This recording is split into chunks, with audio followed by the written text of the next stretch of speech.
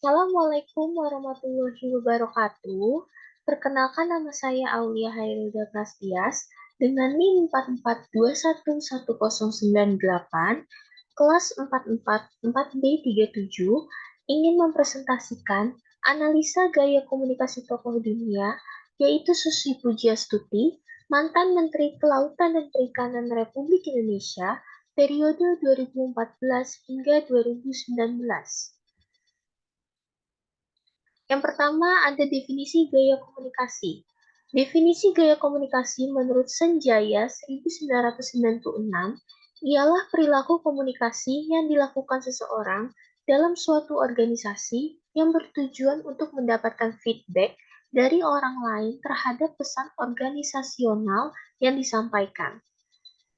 Kemudian yang kedua ada definisi gaya komunikasi menurut Suranto 2011 ialah seperangkat perilaku antara pribadi yang terspesialisasi digunakan dalam suatu situasi tertentu. Masing-masing gaya komunikasi terdiri dari sekumpulan perilaku komunikasi yang dipakai untuk mendapatkan respons atau tanggapan tertentu dalam situasi yang tertentu pula. Kesesuaian dari satu gaya komunikasi yang digunakan bergantung pada maksud dari sender dan harapan dari receiver. Kemudian ada jenis-jenis gaya komunikasi. Jenis-jenis gaya komunikasi menurut Tubbs and Moss 2008 dibagi menjadi beberapa jenis, yaitu yang pertama ada the controlling style. Gaya komunikasi yang bersifat mengendalikan ini ditandai dengan adanya satu kehendak atau maksud untuk membatasi, memaksa dan mengatur perilaku, pikiran, dan tanggapan orang lain. Orang-orang yang menggunakan gaya komunikasi ini dikenal dengan nama komunikator satu arah atau one-way communications. Pihak-pihak yang memakai controlling style of communication ini lebih memusatkan perhatian kepada pengiriman pesan dibanding upaya mereka untuk berharap pesan. Kemudian yang kedua ada the equalitarian style. Aspek penting gaya komunikasi ini ialah adanya landasan kesamaan. The equalitarian style of communication ini ditandai dengan berlakunya arus penyebaran pesan-pesan verbal secara lisan maupun tertulis yang bersifat dua arah atau two-way traffic of communication. Orang yang menggunakan gaya komunikasi yang bermakna kesamaan ini adalah orang-orang yang memiliki sikap kepedulian yang tinggi serta kemampuan membina hubungan yang baik dengan orang lain, baik dalam konteks pribadi maupun dalam lingkup yang lainnya. Kemudian yang ketiga ada the structuring style. Gaya komunikasi yang berstruktur ini memanfaatkan pesan-pesan verbal secara tertulis maupun lisan guna memantapkan perintah yang harus dilaksanakan. Pengirim pesan lebih memberi perhatian kepada keinginan untuk mempengaruhi orang lain. Pada gaya komunikasi ini adalah seseorang yang mampu merencanakan pesan-pesan verbal guna lebih memantapkan tujuannya. Memberikan penegasan atau mempunyai jawaban setiap pertanyaan-pertanyaan yang muncul. Kemudian yang keempat ada the dynamic style. Gaya komunikasi yang dinamis memiliki kecenderungan agresif, karena pengirim pesan atau sender memahami bahwa lingkungannya berorientasi pada tindakan. Tujuan utama gaya komunikasi ini adalah komunikasi yang agresif. Komunikasi agresif yang ini bertujuan untuk merangsang penerima pesan agar melakukan sesuatu dengan lebih baik. Gaya komunikasi ini cukup efektif jika digunakan dalam mengatasi persoalan. Namun, biasanya penerima pesan tidak mengerti apa yang dimaksud dari pemberi pesan. Kemudian yang kelima ada the relinquishing style.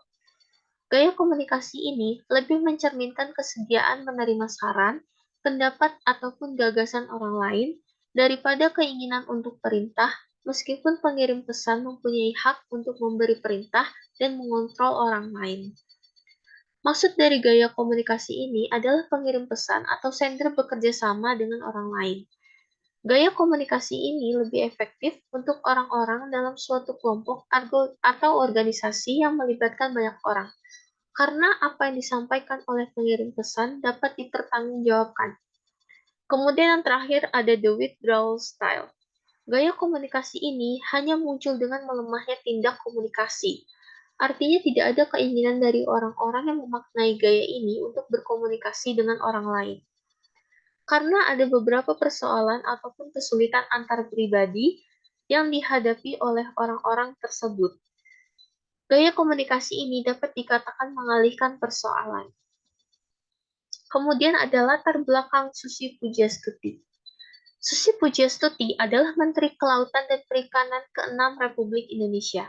Sebelumnya ia dikenal sebagai pengusaha.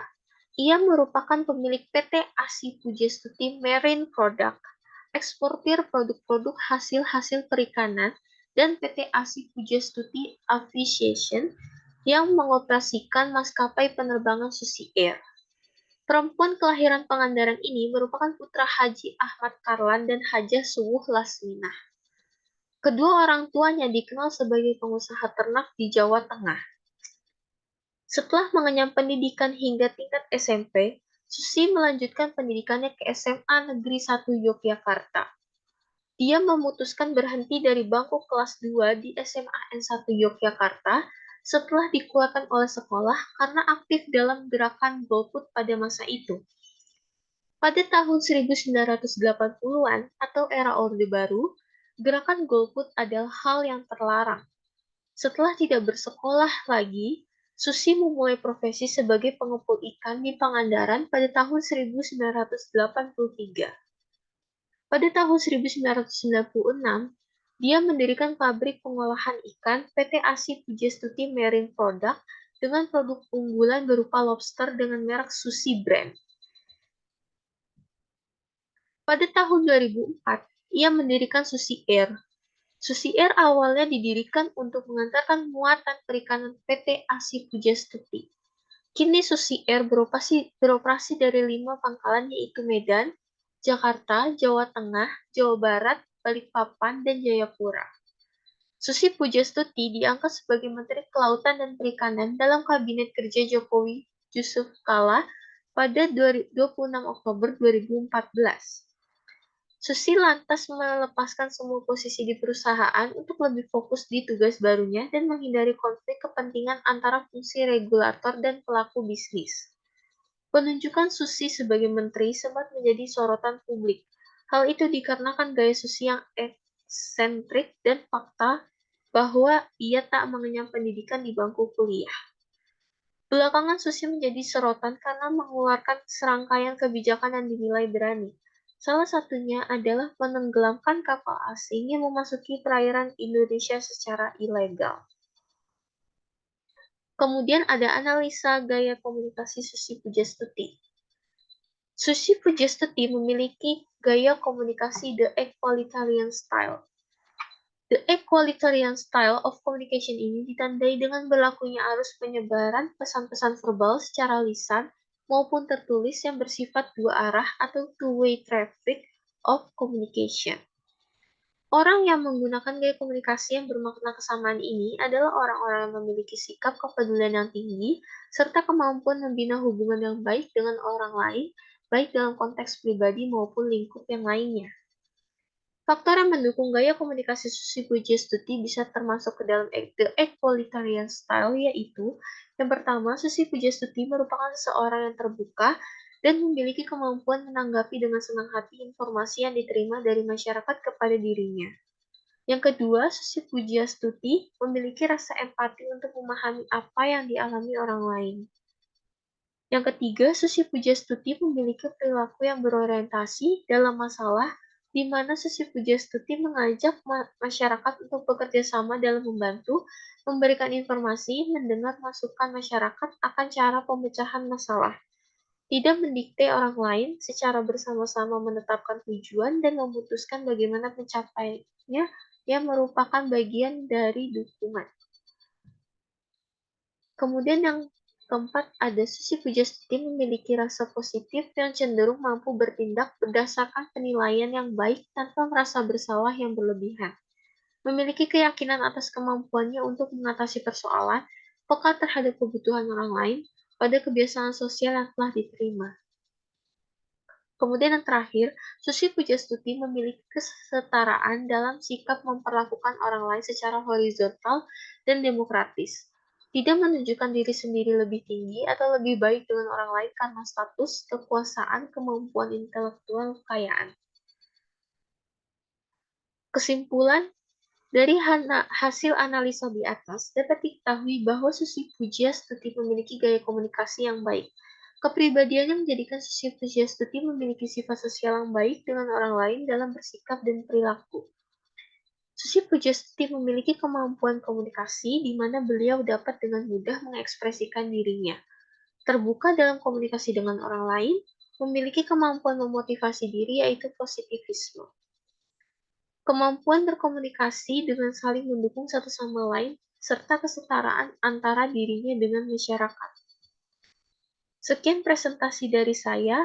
Bila ada kekurangan, mohon dimaafkan. Wassalamualaikum warahmatullahi wabarakatuh.